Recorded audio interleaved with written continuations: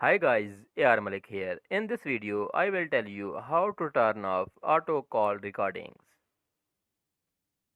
Some mobile phones automatically record calls and damage the storage.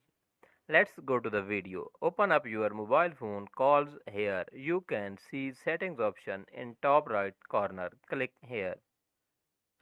Here there are many options but you have to click on call recordings. My mobile is set on record all calls. Call recording is on for all calls. Turn it off by clicking here. You can record all unknown calls, which is best option if you want to record call or add specific number from here.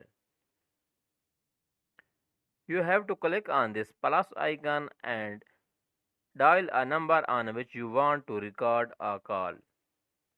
You can click on recording storage limit here. There is limit of 1000, 2000 and 3000 and no limit. Click from here.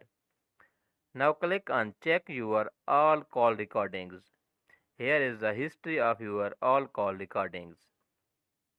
With this method you can turn off or turn on your auto call recording. Like, comment and subscribe my YouTube channel. Thanks for watching.